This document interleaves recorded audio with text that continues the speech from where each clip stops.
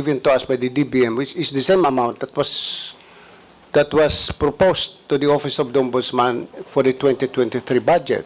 2022. 22? 2022. Yeah. Yeah. You can also, for 2023, I think it was also 31. 30 million, 31 or 31 million. Eh, pwede nyo niyang bawasan ulit ng 20. Gawin nyo ulit yung confidential na fund namin na 31 million, yung 20 million, isilagay niya lang po ninyo kung po pwede po sa MOOE.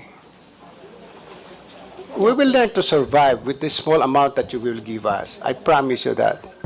Kaya sabi ko nga po, kung kami po ay makikisuyo sa Intel community na idadaan sa tasang kape, marami po kami kaping barako sa opisina o idadaan sa ngiti, gagawin po namin.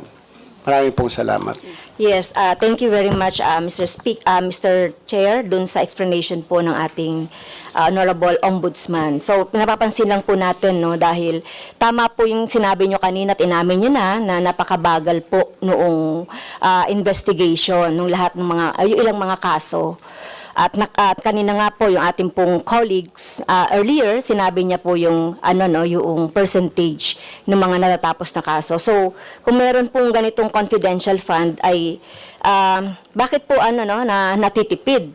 So, hindi po ba dapat ay gamitin ito kung talagang gamit? Kasi hindi naman to pwedeng gamitin sa iba eh.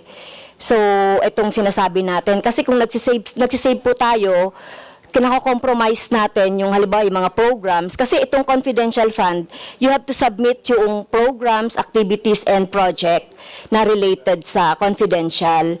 So, I hope, di ba, na ano nyo po to, na-utilize nyo, considering na marami tayong iniimbestigahan ng mga kaso.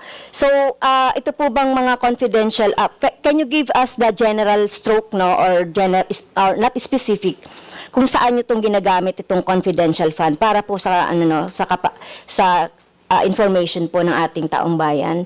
So may mga resibo po ba na sinasubmit sa COA at gaano ka-regular ito na ibinibigay for audit? Mr. Chair. Your Honor, please. Pag na-require niyo po ang isang ahensya ng gobyerno na may confidential fund na mag-submit ng resibo, ay hindi na ho confidential fund yun. Kasi just like Mr. Chair, gusto ko lang pong gusto ko lang pong doon. Kasi nire-require po 'yon ng joint circular. So hindi po pwedeng kasi meron po tayong joint circular 2015 regarding sa confidential fund. Pero hindi po nakakatawa na sabihin natin na hindi tayo nagsasubmit ng mga resibo. So I beg to disagree po, no. Kailangan din natin mag-follow po doon sa JC 2015.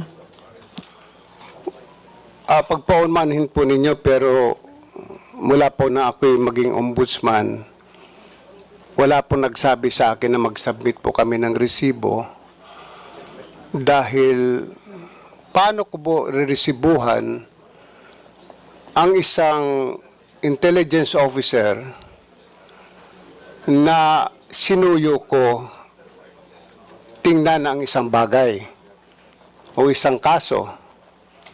Ano ho yung resibo ilalagay ko doon? Paano ho ililiquidate sa akin ng Intel officer? If I get a safe house, magtataka pa ho kayo, ba't ako kumuha ng safe house? Baka naman yung safe house na yun ay hindi totoong safe house, kundi motel. I mean, I really don't know, but if that is the case, na pag-uusapan po natin, pag-aawayan natin ng confidential fund, then, alisin ho nyo sa budget namin yung confidential fund. As I said, we can survive. I can continue investigation cases. We just smile at my friends at the ISAF and some other investigation agencies. Madali lang po yun eh. I call my friends in the provinces, I call some police officers in the provinces, I ask them for their support. Kung kailangan mag-utos sila ng tao para i-verify kung totoo ito, din doon po kami gumagastos ng transportation expense ng pangkain ng tao. So paano ililiquidate po sa amin yon? Paano kami mag-submit ng resibo? Napakahirap po yata noon na mag-submit kami ng resibo. Siguro wala namang papayag din sa amin na Intel officer na pag binigyan ko ng 50,000 pesos o i-liquidate mo sa akin, na tuwing sakay niya ng taxi, kung siya ay may, which I did it before, na pinamanmanan ako isang empleyado ng ombudsman, pinasundan ko, abay, siguro mahihirapan yung intel officer na every now and then bibigay sa akin yung mga resibo ng gasolina. At pag niliquidate ko yung resibo ng gasolina na yon as my own expense, baka sabihin ng COA, hindi pwede kasi hindi ka pwede mag-claim ng gasoline expense because you have your transportation allowance. So I don't think a receipt is important. What is needed is that we make a case to the effect that we have spent the confidential fund for purposes of investigation of cases. Bakit po kami nakakatipid? Noong araw po, kuminsan lumalakad po na investigador 5. Yung 5 pong yun, binawasan ko. Kasi ang aking filosofiya, kung kayang gawin ng isang Little Indian, yung gawain ng 10 Little Indian, bakit hindi ba nga ba gawin ng isang Little Indian? So just like when I was investigating the case of the onions, yung mga sibuyas, may mga isang tao kung pinalalakad o 2. Kung medyo delikado yung lugar na pupuntahan, 3 sila akong pinapupunta. Yun po ang, pero hindi ko sinasabi sa kanila, magbigyan niyo ako ng resibo. Kasi pag sila'y pupunta rin doon, mayroon mga binabayaran din sila mga tao na sinusuyo yung tao na to gather more evidence for us. Marami pong salamat.